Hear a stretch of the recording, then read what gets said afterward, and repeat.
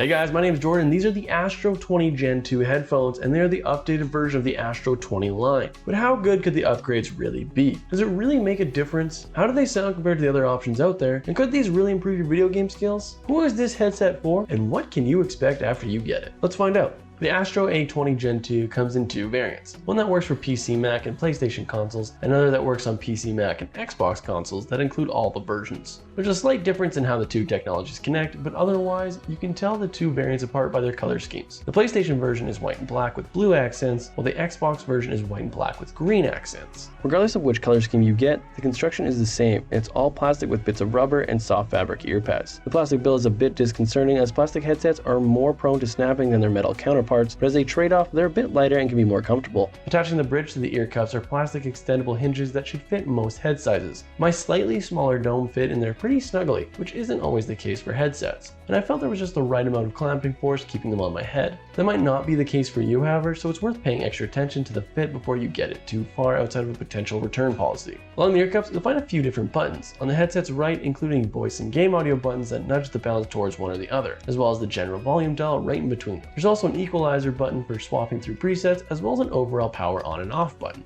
Like other Astro headsets, the microphone has flip to mute capabilities, meaning it's automatically silenced when you turn it up so that's flush with the connecting arm. That's so much better than fumbling for a mute button while playing. Though it would have been nice if the mic wasn't completely detachable like it is on the other headsets in the same price range. The Astro A20 Gen 2 does not support wired audio and instead connects to your gaming device of choice using a 2.4 GHz USB wireless dongle, but don't be fooled, this isn't a standard wireless connection. The included dongle uses the Xbox wireless connection standard, which is why the Xbox version of the A20 won't work with devices like the PlayStation 5 and the Nintendo Switch, and why Windows recognize it as Xbox controller when the dongle is plugged into your PC. If, however, you want to expand the Xbox version to your PS5, you can shell out an extra money for the PS5 transmitter. Alternatively, you can simply spring for the PlayStation-oriented version of the A20 instead of the Xbox variant.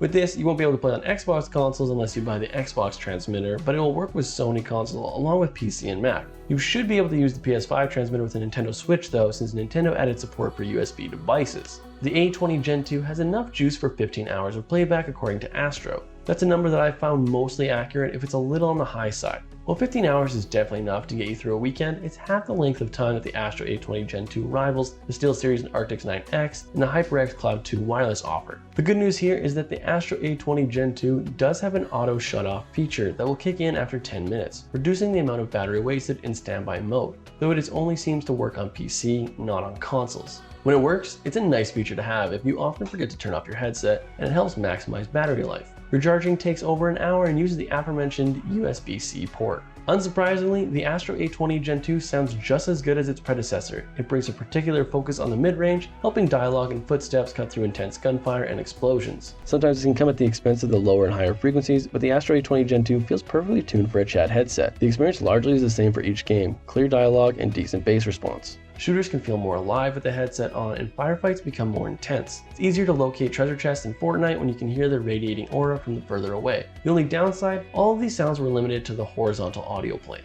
You never really got a sense of verticality with the headset, which is something that's offered some of Astro's competitors. I'd also say that this really isn't the most musically oriented gaming headset out there. The soundstage is relatively limited when it comes to audio due to the closed back design of the headset, and there's a distinct lack of detail.